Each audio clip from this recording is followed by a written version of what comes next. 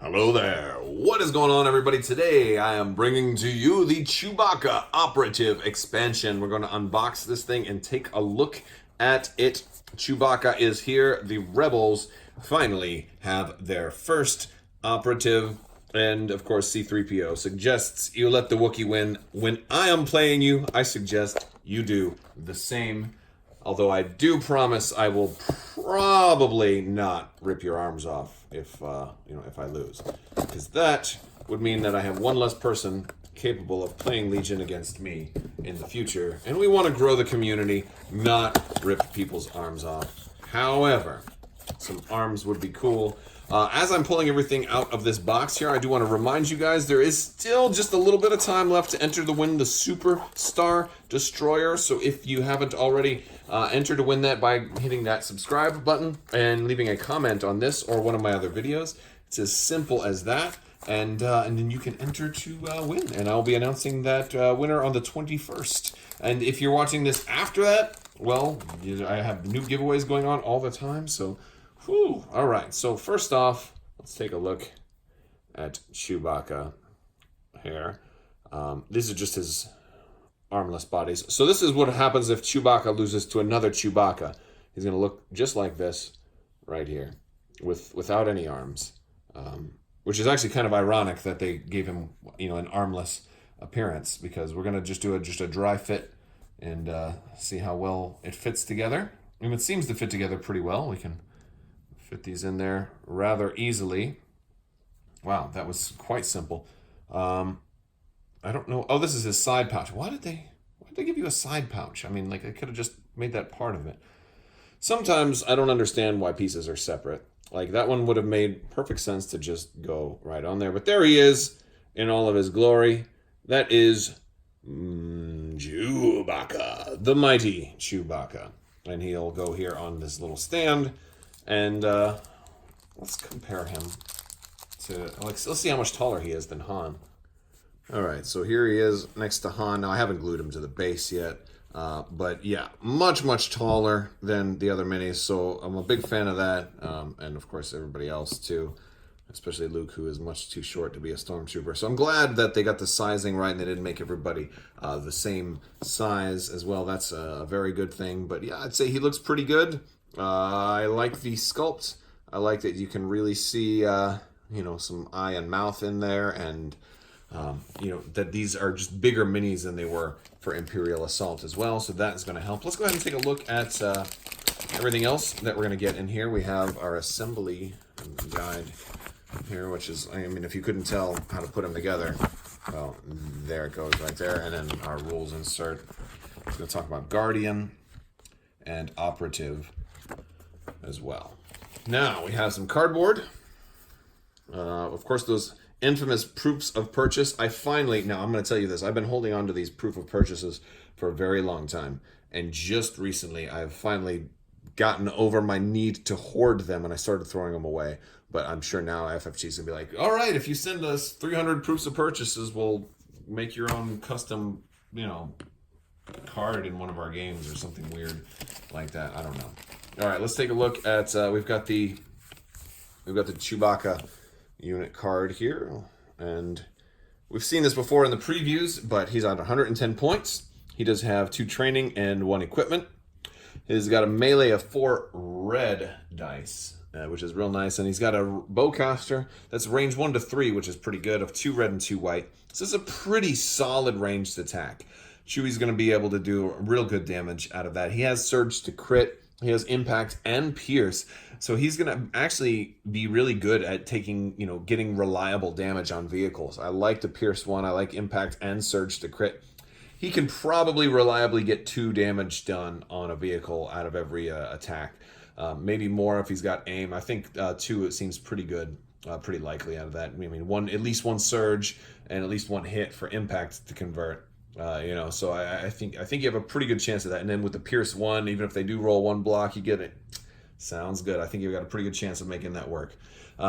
He doesn't have defensive surge, and he's only got the white defensive die, so he's not very good as far as defending. But that's okay, because he wants to take some wounds. He's got 9 health. He can certainly afford it. He's got a courage value of only 2, but that's only when he's at full health because he's got enraged. Once you get 4 or more wounds, he has no problem with, he just becomes enraged. His courage value becomes nil, and he gains charge, which means, operatives aren't going to be a commander, but if your commander does die and you nominate Chewie to be your commander in that case, then and he has wounds, then you can make all your guys fearless.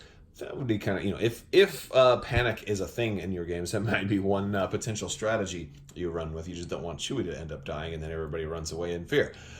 He's got Expert Climber, though, and Unhindered. It's funny how Expert Climber and Unhindered, like those two should always be together when they, it's like, wait, he's Expert Climber but not Unhindered? It's like you have to look down. But he's got Guardian 3, which is going to help him take hits for other units that are nearby. Guardian's just a really, really good ability, especially for the rebels, because they have so many units that have those white defense die that just die really, really quick, and he's going to help. He's got the health. Granted, you kind of think Guardian's really good for a unit with red defense dice because they're going to roll their own defense dice, but Chewie just doesn't care. He's got the health. He can just take it away. And Guardian 3 means he can take a hit that has all the 3 damage. Now, if there's an attack that's dealing 4 damage, then he's only going to be able to take 3 of them away, and then that original unit is still going to have to roll for the 1. But it's not bad. And then he's got teamwork with Han, so we can have Han Solo here teaming up with him. And while you're at range 1 to 2 of Han Solo, when you or Han gains an aim or dodge token, the other unit gains a token of the same type. So just really, really good, and a lot of the command cards synergize with that as well. Speaking of command cards, let's go ahead and take a look. First off, we've got Notorious Scoundrels. This one is Chewie and Han. Choose one of Han Solo's command cards in your discard pile. Return that card to your hand. So strong because Han's got some really, really good ones, especially, his 0 pip, which is just one of the strongest cards in the game. Unless you use something twice. You have to have already done it, though. So if you are running Han and Chewie, people are probably going to expect something like this. Especially if you've just played Han's 0 pip on maybe turn 2, that makes me think, all right, on turn 3, you're probably going to play this. So maybe I know I can guarantee first player with another 2 pip or something like that. So it's part of the strategies that are going to eventually emerge, but still, it's a really good card. Now we've got Brains and Brawn. It's our 2 pip. This is for Chewie and Leia. While Leia is performing a ranged attack, if Chewie is not engaged and has line of sight in his range 1 to 3 of the defender, he can add one of his ranged weapons to the attack pool, which is nice. And considering that his ranged weapon has impact and pierce, he gets to add those keywords as well because he's adding the whole of the weapon. So that's really, really good. He doesn't add offensive surge though, so so if you'd have to use Leia's offensive surge, which she has offensive surge too. I don't have her card right in front of me, but I'm pretty sure she has the same surge. So it does, that's neither here nor there. But when you're adding a weapon to an attack pool, you're still using the attacking unit's surge ability. So that's just important to know that for future reference in case we see that mechanic again. But yeah, I don't know if people will run Chewie and Leia all that often. I think Chewie and Han are going to be more. I mean, granted, you can run them both. But what you can't do is run Chewie and Han and Leia and Luke because currently there's no way to do that. If if they change the rules, or maybe for the 1600 point, like if you go with the Grand Army, then I guess you could do it that way. Or if they if they do some other stuff, then maybe you could potentially fit them in. But so Chewbacca and Luke Skywalker, a 1 pip. After Chewie activates, if Luke has a face-up order token, he may activate. After Luke activates, if Chewie has a face-up order token, he may activate. So this is just letting you spend your 2 heavy hitters in a row. It's good if you really, really want to kill somebody, especially since you're playing a 1 pip, you're going to go first. Maybe you need to take out Vader, or maybe the Emperor Palpatine's closing in, and you're afraid he's going to use that lightning. And you play the 1 pip, and he plays his 1 pip, and you win the roll, and you're like, all right, now we got our last ditch effort to try to get some damage on Palpatine before he unloads with his lightning on us or whatever. It's just when you absolutely positively have to take somebody out. This is a good card for that. I don't know if it's the mechanics for it are as good as they are in the other cards. I think the other cards are a little bit more, possibly more effective. Because now, like, if it was an activation war, now you're actually down 2 because you just did 2 back-to-back, so you won't be able to guarantee that you can go last anymore in this case. However, sometimes it's worth it, especially for a 1-pip also, because you don't have to do that ability. I mean, if nothing else, it's still a 1-pip that's actually giving you 2 face up. And that's an important thing, because a lot of times 1-pips are just a single unit. So this is a 1-pip that is activating 2 separate people. So that's pretty cool as well. We do have some upgrades, so we're going to get another copy of Emergency Stims. It's a decent one. We've seen this before, but during an attack, when you would suffer wounds, prevent up to 2 wounds and place an equal number of wound tokens on this card. Instead, if you do, at the end of your next activation, discard each token on this card and suffer wounds equal to the number of tokens discarded. And so...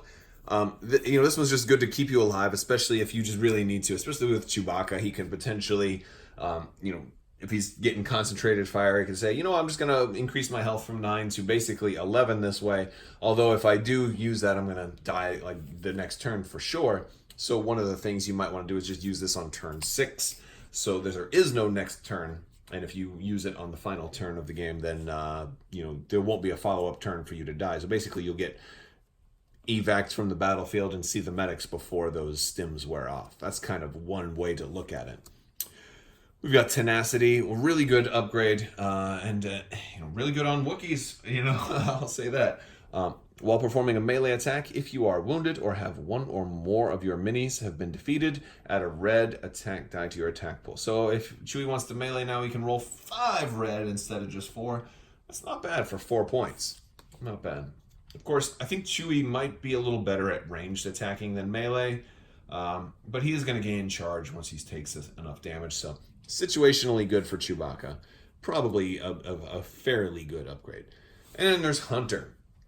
I think this one is actually the really, really good one for Chewie, especially if you're running him with Chewbacca. So while attacking a wounded trooper unit during the roll attack die step, you may gain an aim token. So this actually, technically, this works for both ranged and melee, because you can spend an aim on a melee, you're just aiming your punch effectively. But what I like about this one is that if you have the teamwork with Han Solo, so if you are, if Chewie is shooting somebody, and then he gets that aim token, Chewbacca can also make sure that Han Solo gets an aim token as well, which is always nice. I gotta say, that's free aim tokens are a really, really cool thing.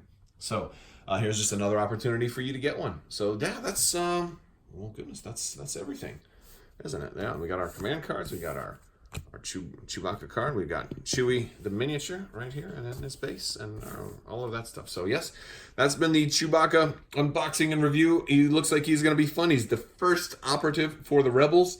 He's not too expensive, even to run him and Han Solo together is pretty reasonable.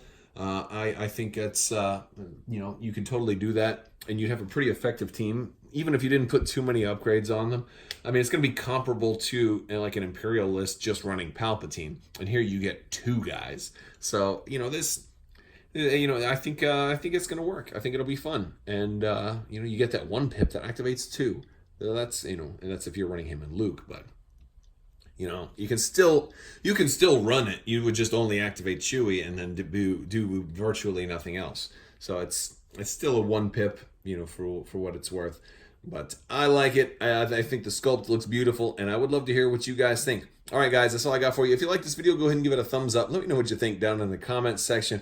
Big thanks to all of my patrons on Patreon. Hope you guys have happy holidays. Don't forget to check out Discord. Also, you can check out the Legion Discord as well. If you haven't already checked it out, if you're looking for more Legion information, that's a great resource you can go to. There's also a lot of other links to other Legion resources that you can find there in the Legion Discord. I have links to that, as well as Discords for a lot of other Fantasy Flight games in my Discord channel as well.